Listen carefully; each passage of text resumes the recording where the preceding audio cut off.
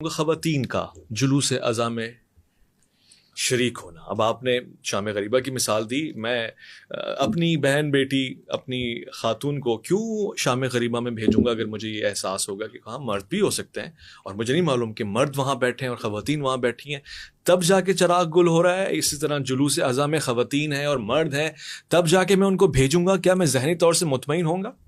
سب سے پہلے بات تو کہ جو جلوس اذاں ہم نکالا کرتے ہیں وہ دن کے وقت میں دن دہاڑے نکلا کرتے ہیں سب سے پہلے. دوسری بات یہ ہے کہ اگر آپ کو اپنی خواتین کو جلوس اذاں میں بھیجنے سے اعتراض ہے یا پریشانی ہے یا آپ اس کو معیوب بات سمجھتے ہیں تو پھر حج میں کیا کریں گے؟ دیکھیے فقہ کی اصطلاح میں ادلہ اربعہ میں یا دیگر اصولیات میں اگر کسی شے کی حرمت ثابت نہ ہو پائے تو خود بخود اس کے جواز کی راہیں نکل جاتی ہیں.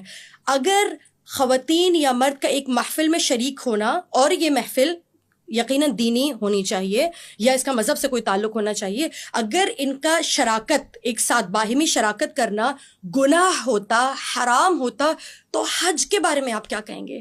دیکھیے اللہ نے مناسک حج کتنے مشکل ہیں, ہے نا. مثلاً آپ دیکھ رہے ہیں کہ شیشہ نہ دیکھیں, ذرا سی بات پہ کفارہ ہے, آپ کو بکرا ذبح کرنا پڑ جاتا ہے. جب اللہ نے اتنا اہتمام فرما دیا تو اگر مرد و خواتین مرد و زن کا ایک اجتماع میں ساتھ شریک ہونا اتنا باعث عیب ہوتا, اتنی اس میں پریشانی ہوتی, تو اللہ کہتا کہ مرد کو الگ رکھو, عورتوں کو الگ رکھو. اور جہاں اتنے سارے انتظامات ہو رہے, کیا مسئلہ تھا کہ خواتین کا ایریا الگ سے بنا دیتے طواف کے لیے, مردوں کا انتظام الگ سے کر دیتے؟ نہیں تھا نا مسئلہ. تو جب آپ کو وہاں مسئلہ نہیں ہے تو جلوس سے کیا مسئلہ ہے؟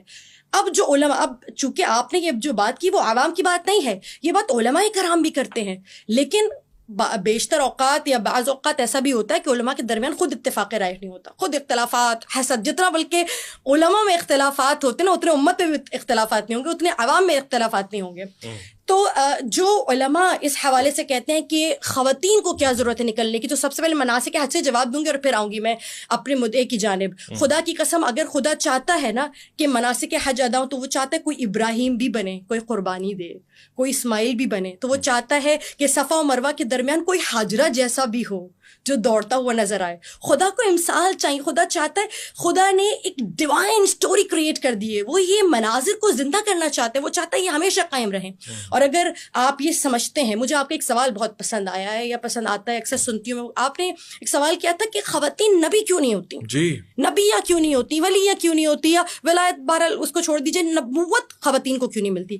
تو دیکھیے ہر منصب کی ایک ریکوائرمنٹ, ایک تقاضا ہوتا ہے. نبوت کا تقاضا کیا ہے؟ نبوت کا تقاضا یہ ہے کہ مثلا تبلیغ دین کی جائے, پتھر بھی کھانے پڑیں گے, رات دن باہر بھی نکلنا پڑے گا,